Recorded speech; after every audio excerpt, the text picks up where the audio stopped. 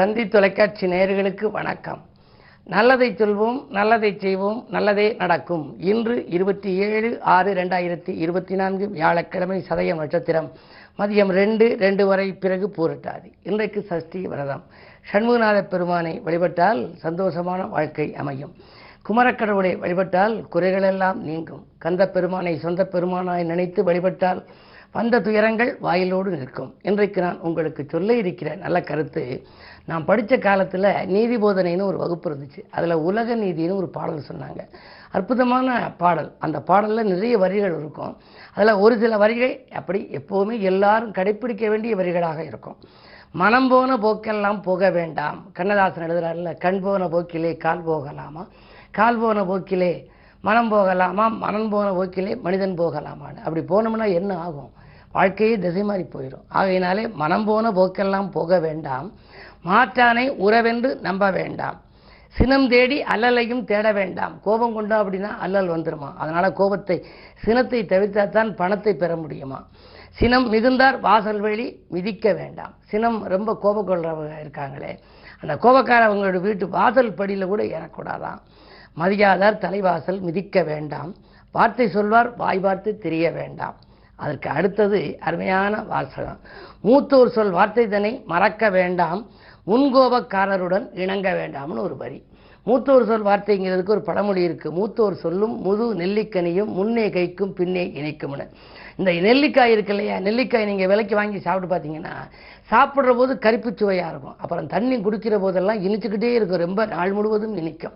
முன்னால் கைக்கும் பின்னால் அது இனிச்சுக்கிட்டே இருக்கும். அது மாதிரி மூத்தோர் சொல் கேட்குற போது உங்களுக்கு கசப்பாக தெரியும்.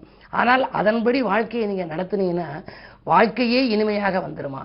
மூத்தோர் சொல்லும் முது நெல்லிக்கனியும் முன்னே கைக்கும் பின்னே இனிக்கும்னு ஒரு அற்புதமான பழமொழி. இந்த இதயம் திட்ட பழமொழிகள்னு தினத்தந்தி சார்பாக என்னுடைய 300 பழமொழிகளை வெளியிட்டார்கள். புத்தகமாக ஆக்கி வெளியிட்டு பெருமைப்படுத்தினார்கள். நல்ல விற்பனையானது. அந்த புத்தகத்தில் கடைசி பழமொழியாக இந்த பழமொழியை சொல்லியிருக்கேன். 300 பழமொழிகளுக்கு விளக்கம். 300வது பழமொழியாக இந்த பழமொழி, மூத்தோர் சொல்லும் முது நெல்லிக்கனியும் முன்னே கைக்கும் பின்னே இணைக்கும் அப்படிங்கிறத சொல்லியிருக்கேன். அப்படிப்பட்ட இந்த நல்ல உலக நீதி போன்ற வாக்கியங்களை நாம் இல்லத்திலே விழாக்கள் நடக்கிற பொழுது அதில் அச்சிட்டு கொடுக்கலாம். நல்ல நிகழ்வுகளிலேயெல்லாம் அதை எடுத்து சொல்லலாம். இதை போல நாமும் வாழ்க்கையிலே ஏற்று நடந்தால் நம் வாழ்க்கையும் நமக்கு வளமாக அமையும் என்ற கருத்தை தெரிவித்து இனி இன்றைய ராசி பலன்களை இப்பொழுது உங்களுக்கு வழங்கப் போகின்றேன். மேசராசி நேயர்களே, நல்ல காரியம் இல்லத்திலே நடைபெறுகின்ற நாள். இன்று நாடு மாற்றம் பற்றியும் வீடு மாற்றம் பற்றியும் சிந்திப்பீர்கள். நட்பு வட்டம் விரிவடையும். பணப்பொறுப்பு சொல்லி நீங்கள் வாங்கி கொடுத்த தொகை உங்களுக்கு கிடைக்கலாம். இடம் வாங்குவது பற்றியும் சிந்தனை மேலோங்கும். இன்று இனிய நாள்.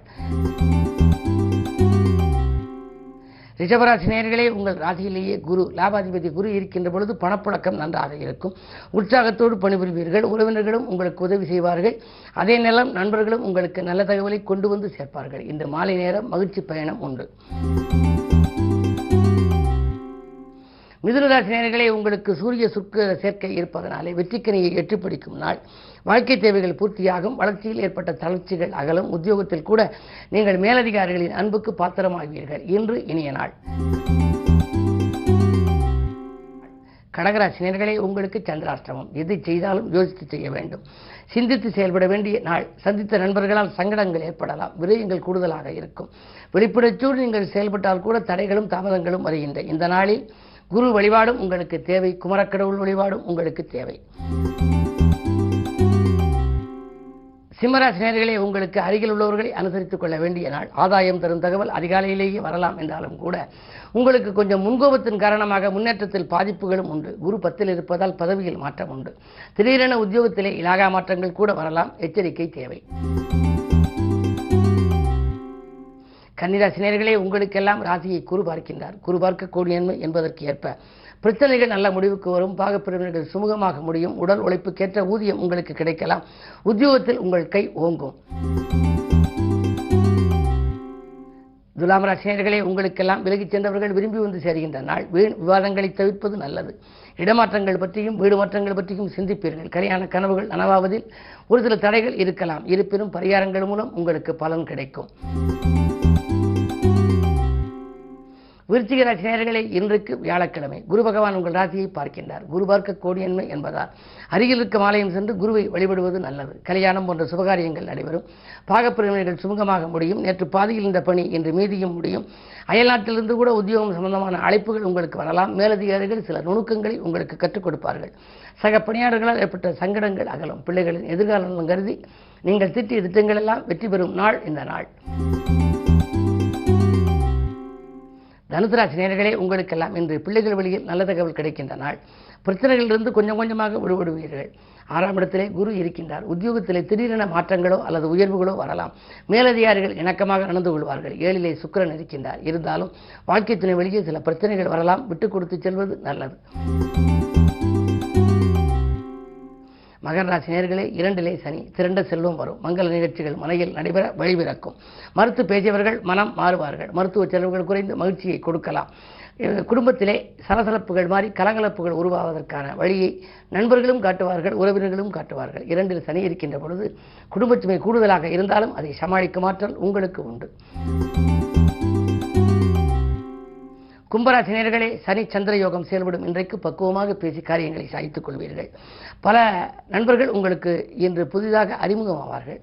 அயல்நாட்டிலிருந்தும் உங்களுக்கு நல்ல தகவல்கள் வரலாம். அதே நேரத்தில் 2ல் ராகு இருப்பதால் திரண்ட செல்வம் வரும். பழைய கடனை கொடுக்க நீங்கள் எடுத்த முயற்சிகளில் வெற்றி உண்டு. ஒரு கடனை அடைக்க மற்றொரு கடன் வாங்கும் சூழ்நிலையில் இருந்த உங்களுக்கு இன்று மிதமிஞ்சிய பொருளாதாரத்தில் மிதக்கப் போகிறீர்கள். பஞ்சமஸ்தானத்தில் சூரியன். பிள்ளைகளுக்கு அரசு வேலைகள் கிடைத்து அதன் மூலம் வருமானம் வருவதற்கான அறிகுறிகள் தென்படுகின்ற நாள் இந்த நாள்.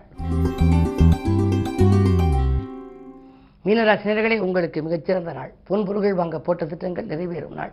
நேற்று பாதியில் இந்த பணி இன்று மீதியும் முடியும். கல்விக்காகவும் கலைக்காகவும் எடுத்த முயற்சி கைகூடலாம்.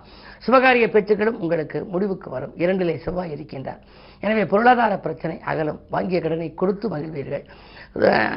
கையில் கூட கணிசமான தொகை கைகளிலே புரளுகின்ற விதத்திலே தொழிலும் உத்தியோகமும் உங்களுக்கு இன்றைக்கு சிறப்பாகவே இருக்கிறது. இந்த நாள் யோகமான நாள். மேலும் விவரங்கள் அறிய தினத்தந்தி படியுங்கள்.